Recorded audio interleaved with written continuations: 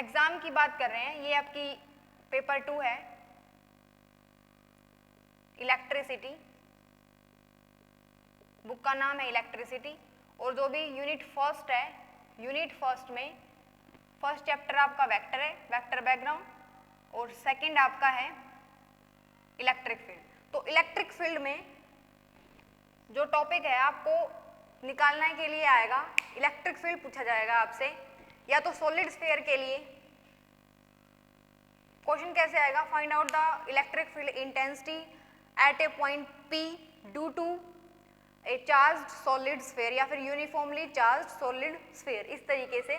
तो यहाँ पर हम सिर्फ सॉलिड स्फीयर लिख रहे हैं, या तो सॉलिड स्फीयर के लिए इलेक्ट्रिक फील्ड पूछा जाएगा, ये मोस्ट इंपॉर्टेंट है सॉलिड स्फीयर के लिए, या फिर इलेक्ट्रिक फील्ड ही फाइंड आउट करना है। जो भी यूनिट फर्स्ट है उसमें अगर हम इलेक्ट्रिक फील्ड निकालने हैं, वो टॉपिक अगर कवर कर लेते हैं, तो वेक्टर बैकग्राउंड से सिर्फ जो भी शॉर्ट क्वेश्चन आएंगे वो अटेम्प्ट कर सकते हैं हम। और वेक्टर जो भी बैकग्राउंड है उसमें डाइवर्जेंस, कर्ल या फिर ग्रेडियंट, इसमें से 8 मार्क्स का क्वेश्चन कंप्लीट नहीं बनता है। अगर वेक्टर बैकग्राउंड से क्वेश्चन आएगा तो 4 मार्क्स का आएगा, 4 का अलग 4 का अलग।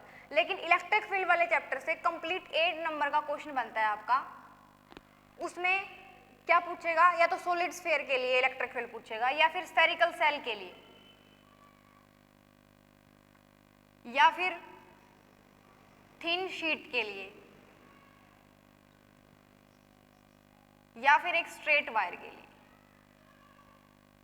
जितने भी आपके टॉपिक हैं, जितने भी केस बनते हैं, उसमें से सिर्फ इलेक्ट्रिक फील्ड फाइंड आउट करनी आनी चाहिए इनके लिए, तो आपका क्वेश्चन कवर हो जाता है यूनिट फर्स्ट का।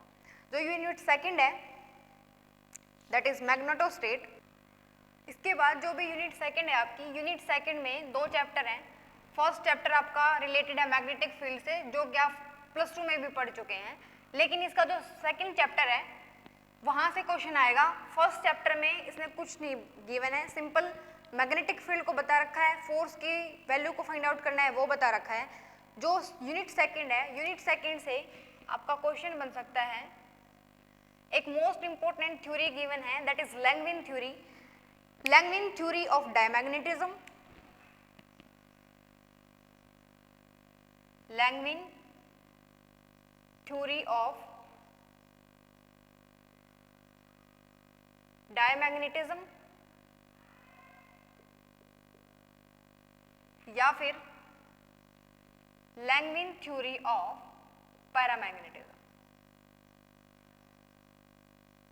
ये अगर क्वेश्चन आएगा तो कंप्लीट 8 मार्क्स में आएगा।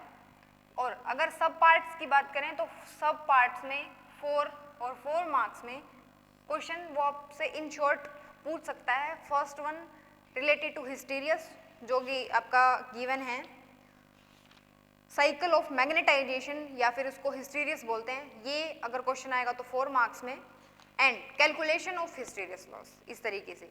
लेकिन मोस्ट इंपॉर्टेंट है आपका लैंगविन थ्योरी ऑफ डायमैग्नेटिज्म या फिर लैंगविन थ्योरी ऑफ पैरामैग्नेटिज्म।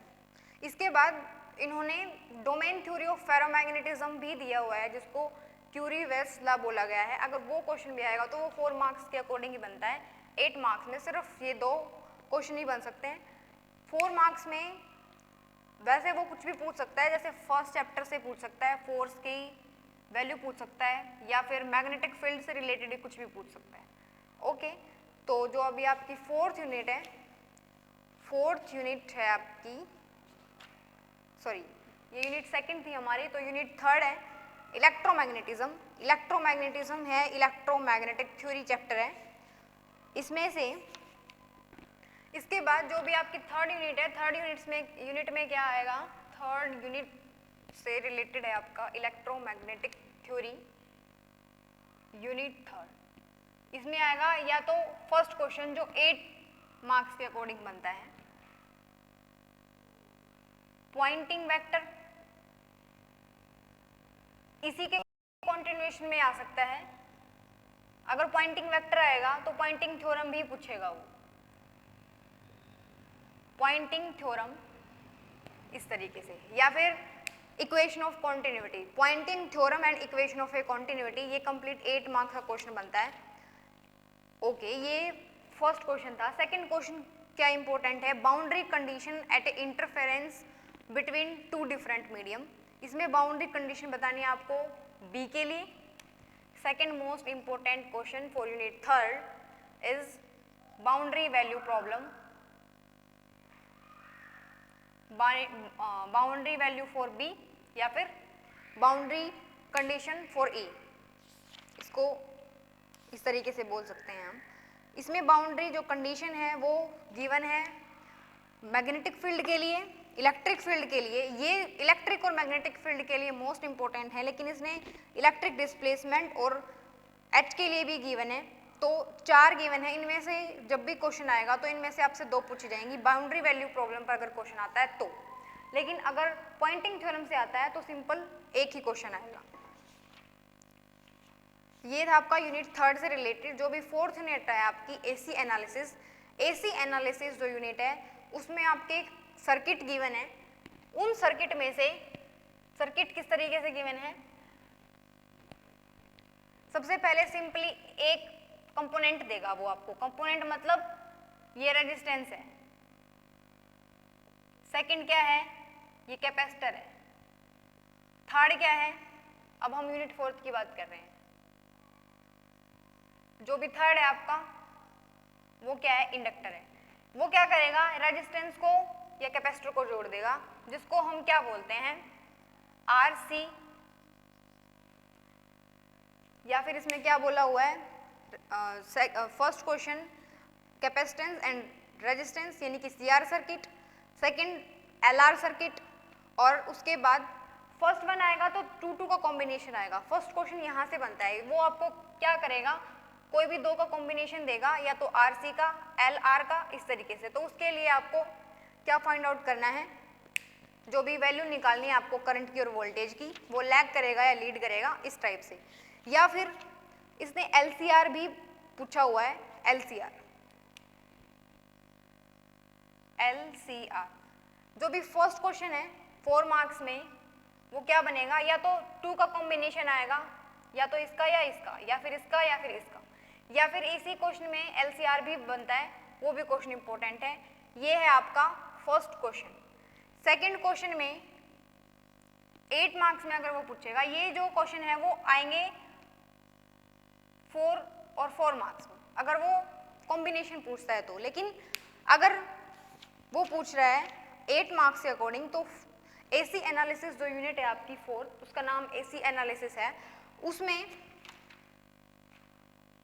जो टॉपिक है आपका लास्ट के टॉपिक मोस्ट इंपॉर्टेंट है जिसमें, that is sharpness of resonance. ये मोस्ट इंपॉर्टेंट टॉपिक है आपका, शार्पनेस ऑफ रेजोनेंस। या फिर अगर वो क्वालिटी फैक्टर पूछ रहा है, क्वालिटी फैक्टर और रेजोनेंट सर्किट, ये टॉपिक इंपॉर्टेंट है, लास्ट के 2 टॉपिक्स। ओके, और अगर इसमें क्वेश्चन के अकॉर्डिंग अगर हम बात करें तो क्वेश्चन, फर्स्ट क्वेश्चन किस टाइप से पूछ सकता है, वो जो भी sharpness of resonance in LCR circuit है वो भी 4 मार्क्स के अकॉर्डिंग ही है, वो भी 8 मार्क्स के अंदर नहीं है। अगर 8 में भी पूछेगा तो प्लस कुछ ऐड करके देगा आपको, देन हमें उसका आंसर करना है। या फिर फर्स्ट एक और क्वेश्चन भी और बन सकता है, analyse graphically in AC circuit containing resistance capacitor. बात वही है, इसने सिंपली लिख के बताया है, हमने डायरेक्ट क्या बताया था, या तो आरसी का या एलआर का पूछेगा। Okay, thank you.